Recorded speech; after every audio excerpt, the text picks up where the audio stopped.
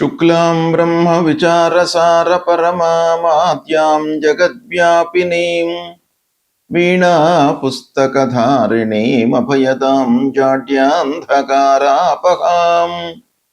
हस्ते स्फाटिकमालिकां विदधतीं पद्मासने संस्थितां वन्दे तां परमेश्वरीं भगवतीं बुद्धिप्रदां शारदां। श्री महागणाधिपतये नमः। श्री महासरस्वत्यै नमः। श्री गुरुभ्यो नमः। శుక్ర గోచారము అంటే శుక్రుడు సంచరించడం మూలకంగా ద్వాదశ రాశులలో జన్మించినటువంటి వారికి ఎలాంటి ప్రభావము ఉంటుంది, ఎలాంటి ఫలితాలు ఉండబోతున్నాయి అనేటువంటి విషయాన్ని మనం చూసినట్టయితే, శుక్రుడు ప్రతి మాసము ఒక రాశి నుండి ఇంకొక రాశికి మారుతూ ఉంటాడు. మారినప్పుడల్లా మనకు ఒక స్థానం కూడాను మారుతోంది. ఉదాహరణకి జన్మస్థానంలో ఉన్నటువంటి శుక్రుడు రుజుమార్గంలో ప్రయాణం చేస్తున్నట్టయితే ద్వితీయ స్థానంలోకి వెళ్తాడు. ఇలా స్థానము మారుతూ ఉన్నప్పుడు మనకు ఆ శుక్రుడి మూలకంగా ఎలాంటి ఎఫెక్ట్ ఉంటుంది, ఎలాంటి ఫలితాలు ఉంటాయి అనే విషయము చాలా ముఖ్యమైనటువంటిది. శుక్రుడు చాలా ప్రధానమైనటువంటి గ్రహము.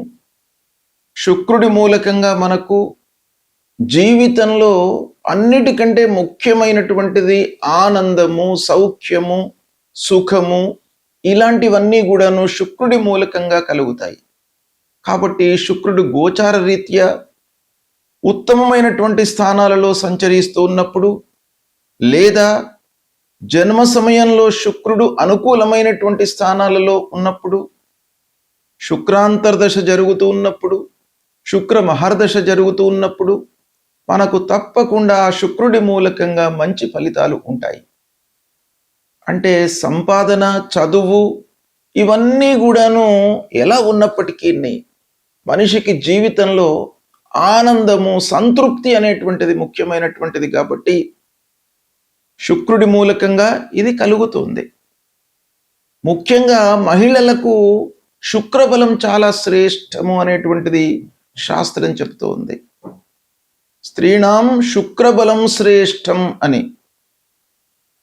స్త్రీలకు, ముఖ్యంగా గృహిణులకు ఇంటి వాతావరణము ఇవన్నీ కూడాను అనుకూలంగా ఉండి వాళ్ళు సుఖంగా, సౌఖ్యంగా, సంతోషంగా ఉన్నట్టయితే అందరూ కూడాను, పిల్లలు, పెద్దలు అందరూ కూడాను సుఖమయమైనటువంటి జీవితాన్ని గడపడానికి అవకాశాలు ఉంటాయి.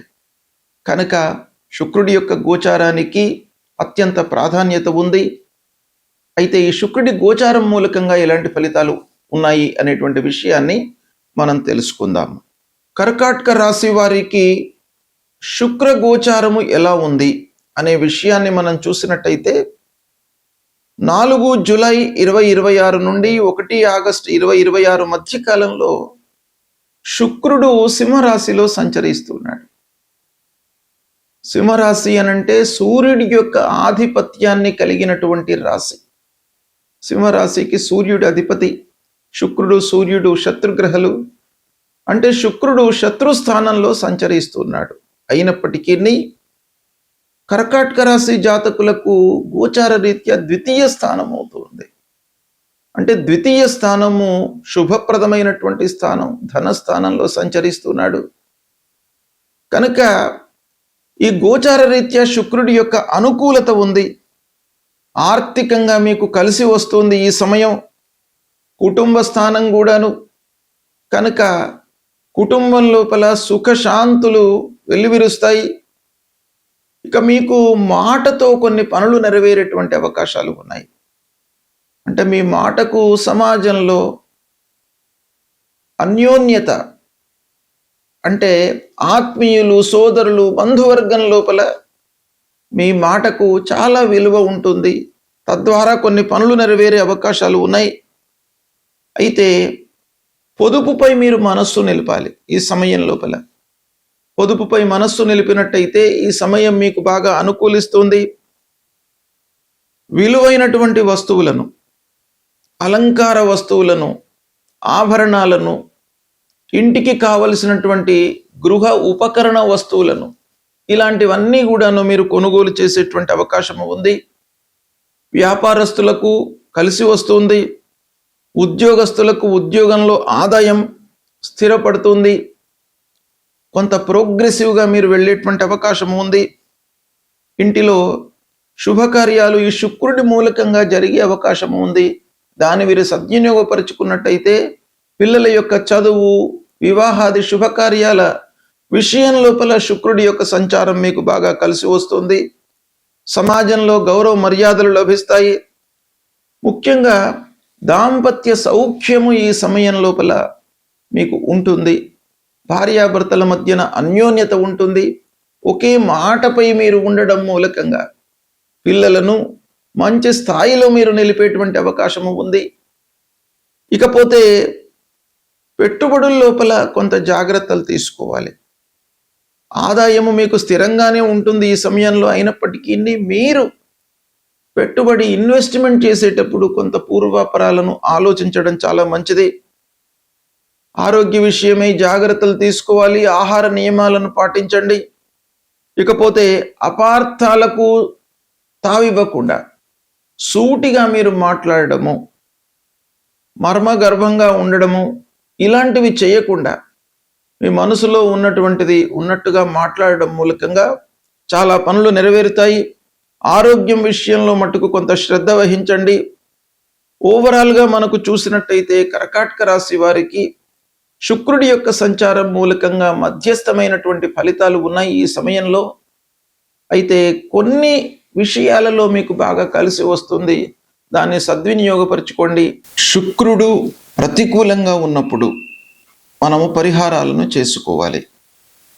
ప్రతికూలమైనటువంటి ఫలితాలు అనంటే గోచార రీత్యా 6, 7, 10వ స్థానాలలో సంచరిస్తున్నటువంటి సమయంలో, లేదా శుక్రుడు శత్రుస్థానంలో సంచరిస్తున్నటువంటి సమయంలో, జన్మ సమయంలో దుస్థానాలలో ఉన్నప్పుడు,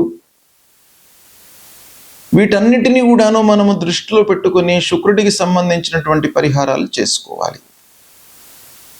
శుక్రుడు చాలా ప్రధానమైనటువంటి గ్రహము. మనకు ఆనందాన్ని, సౌఖ్యాన్ని జీవితంలో ఇచ్చేటువంటి గ్రహము కాబట్టి శుక్ర బలము అనేటువంటిది చాలా ముఖ్యం. కనుక శుక్రుడి పరిహారాలు తప్పకుండా చేసుకోవాలి. ఏం చేయాలి శుక్రుడి కొరకై, ఆ శుక్రుడి యొక్క అనుగ్రహాన్ని పొందడానికి అనేటువంటి విషయాన్ని మనం చూసినట్టయితే ప్రతి శుక్రవారం కూడాను మహాలక్ష్మి అమ్మవారిని మీరు పూజించండి. ఆ మహాలక్ష్మి అమ్మవారిని పూజించేటువంటి సమయంలో, ఆరాధన చేసేటువంటి సమయం లోపల తెల్లని పుష్పాలను మీరు వినియోగించండి అమ్మవారి కొరకు. అంటే మల్లెలతో అమ్మవారిని ఆరాధించండి, అర్చన చేయండి. మహాలక్ష్మి అష్టోత్తరాన్ని మీరు పారాయణం చేయండి. శ్రీ సూక్త పారాయణం చేయండి. ముఖ్యంగా స్త్రీలకు, మీరు ముత్తైదువులకు తాంబూలాలు ఇచ్చుకోండి. తెల్లని వస్త్రాన్ని దానంగా ఇవ్వండి. ఇక పిల్లలకు, చదువుకునేటువంటి విద్యార్థులకు పుస్తకాలు కానివ్వండి, పెన్నులు కానివ్వండి, లేదా వాళ్లకు ఉపయోగపడేటువంటి సలహాలు చదువు కొరకై మీరు చేయండి. మీ స్థితిని అనుసరించి వాళ్ళ చదువు కొరకై ఉపయోగపడేటువంటి ఆర్థిక సహాయాన్ని కానివ్వండి, లేదా సలహాలను కానీ ఇచ్చినట్టయితే ఆ శుక్రుడి యొక్క అనుకూలత మీకు కలుగుతుంది.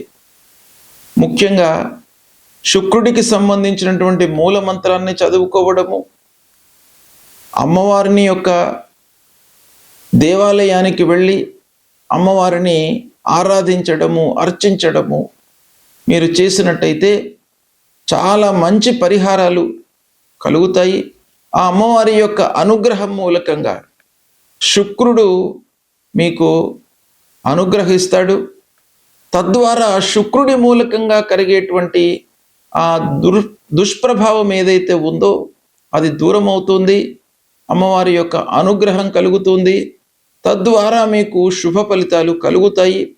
కనుక అమ్మవారిని పూజించండి, సత్ఫలితాలను పొందుతారు. శుభం.